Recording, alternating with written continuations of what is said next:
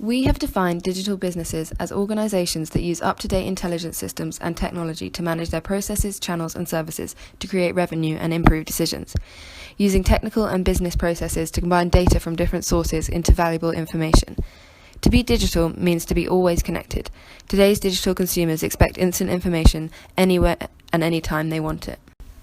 Looking at a few of the companies in the top 10 most admired businesses, they come from an array of different sectors, yet they all have one thing in common, and that is that they are digital businesses.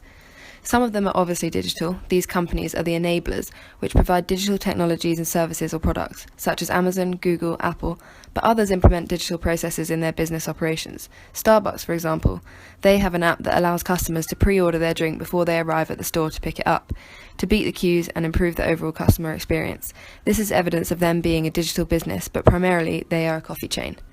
There is no doubt that all of these companies are admirable. They provide goods and services that wouldn't have existed before.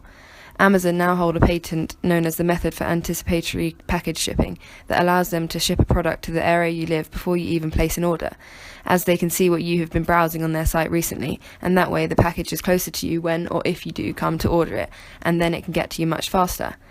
However, one continual problem these big data digital companies face, and could make you question whether they really should be amongst the most admired companies in the world, is privacy rules.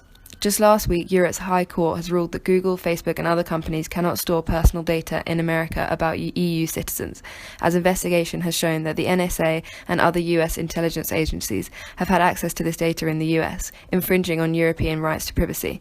This leaves a huge amount of uncertainty for these companies, including Google, who rely on the easy flow of data for lucrative online advertising. Google search has remained at the top spot for years. An estimated 70% of all searches go through Google, but why is this the case? How has Google differentiated itself? We have created a business model canvas and highlighted in green the areas in which Google as a digital business comes into play. Here are a few ways Google has differentiated itself as a digital business. By utilising the massive amounts of data they collect from each of us using their products, they are able to constantly deliver a better, more relevant and user-friendly product than any of their competitors. Google search is now becoming more and more like the human brain. They are all attempting to improve their results based on understanding the intent behind them, known as semantic search. Now, the search engine is placing a greater emphasis on understanding what you are looking for specifically, so they can deliver the most optimized results.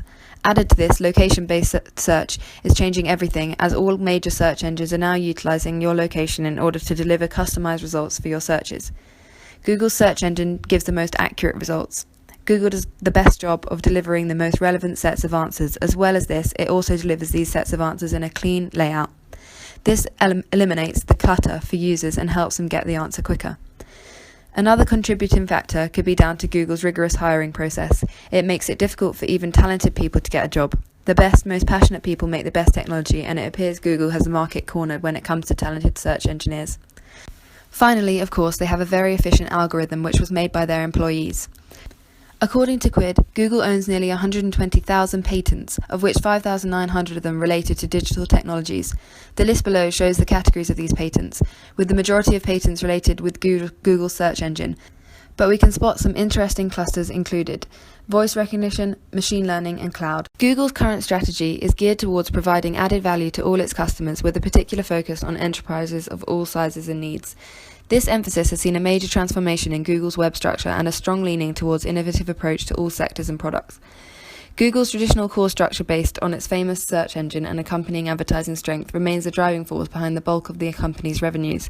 Still, Google is in a transformation to become more than just a traditional infrastructure company. Google is on a mission to become the enabler by default and has a strong ambition to become the most dominant one-stop enterprise that caters to all developers, companies, as well as individuals for all their technological needs. This strategy of scale is backed up by a deliberate effort and important investments at all layers of Google to create and foster a culture of innovation and implementation of new ideas. This approach has resulted in a major expansion in the cloud business, seriously competing with such public cloud leaders as Amazon, IBM, and Microsoft.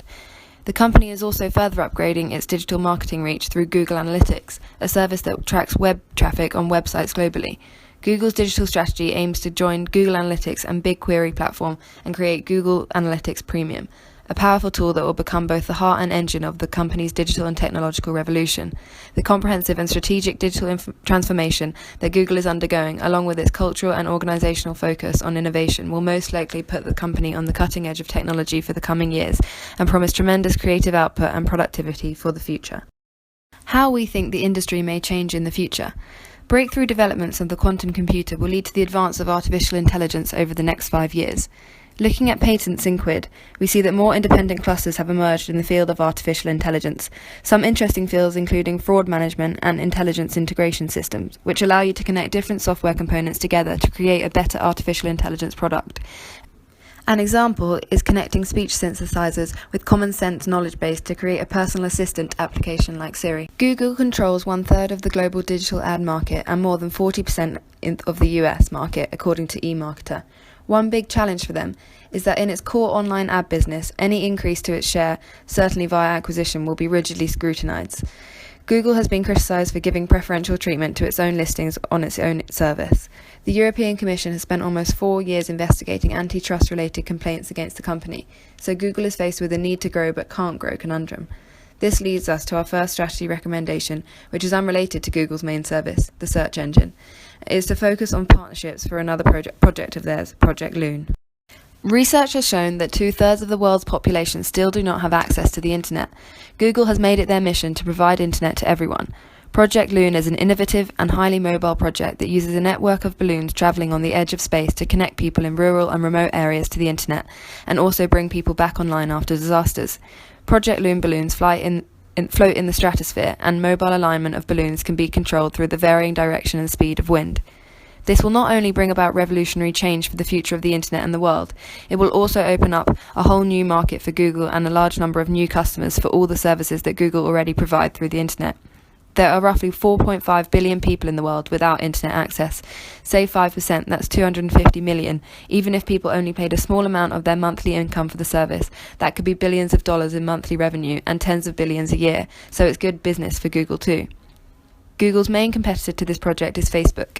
Their project, Internet.org, is a partnership between them and 6 other companies that plan to bring affordable access to less developed countries via its solar-powered drone named Aquila that transmits laser beams to a base station on the ground.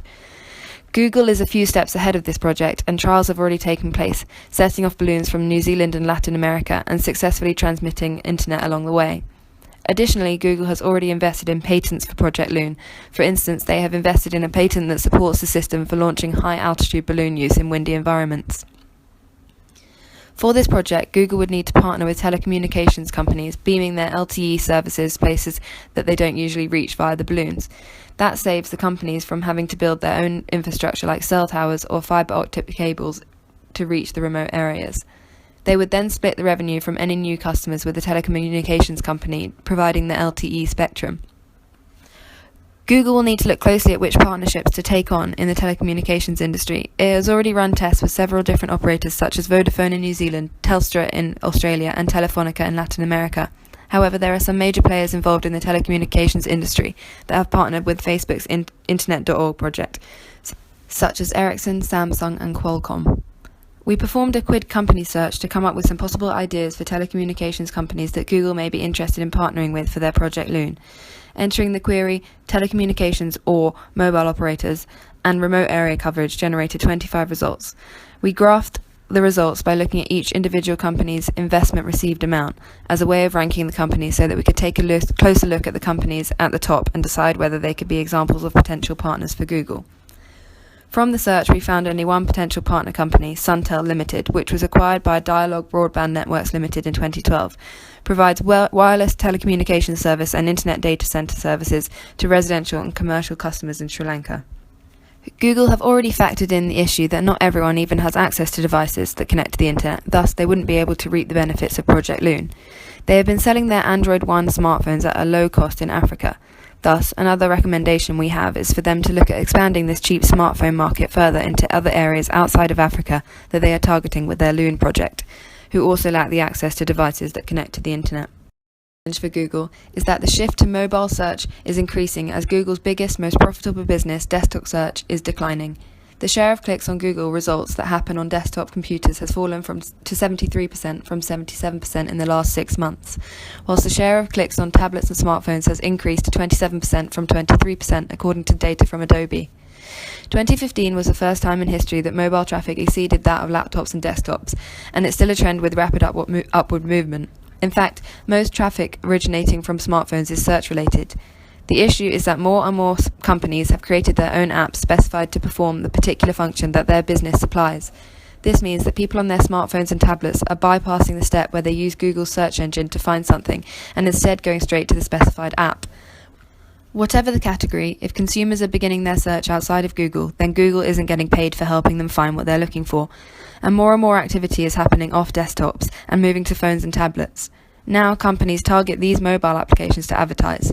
Added to that, there is now a threat approaching Google's desktop search tool. It was confirmed by Mark Zuckerberg when he announced his 5 to 10 year plan for Facebook. The platform is at the stage of gathering enough data to provide a super intelligent next-generation search experience. Using all the data it has access to, artificial intelligence, and neural network algorithms, Facebook can really disrupt Google's market share and/or engage in search. This leads to our final strategy recommendation. We thought about how Google could reinvent the search without the search bar. Google began tackling the issue highlighted in the previous slide, using knowledge graph technology and adding content that appears on the search results page immediately when you search, as opposed to having to click a link to one of the search results. For example, when you want to look up the football score, the information will come up in a table on the Google window, and thus eliminates the additional steps in which the user must take to find information. But we believe that they need to do more to further simplify and improve their mobile site in the coming future in order to enrich the experience for existing and those new mobile customers that Google are hoping to create through their Project Loon. So what can be done? In order to encourage mobile users to continue to use their service, one idea would be for Google to try and be the sort of catalyst for mobile apps that it has been for web apps, by creating a super app that had a clean layout with easy access to all Google services. An app that displayed the search bar where users could quickly search queries, and on the same app have shortcuts to Google Docs, Google Play, Google+, Google Maps, Google Translate, Gmail, etc., etc. Users appreciate a simple layout, and having everything all in one place would be much more convenient. Another way Google may want to tackle this issue is by improving their voice-activated search technology and creating a personal assistant tool on Android phones. Google could compete with mobile applications and Apple's Siri. This would act as a portal for consumers to use Google services or their partners' services. This will give Google a different strategic position compared to the specified mobile apps which target individual search categories, while Google would still be able to offer the whole search package. Secondly, Google will be able to offer a better user interaction through using voice activation compared to just swiping the user's interface. It would be even better if Google was able to integrate the data that is held by these mobile applications into their database through partnerships and use it to enhance the results for users. For example, it could ask for the best restaurants in the area, and Google Personal Assistant would tell me a list of options and reviews on Yelp or other applications, and then guide me to the restaurant through Google Maps or other desired map applications that I had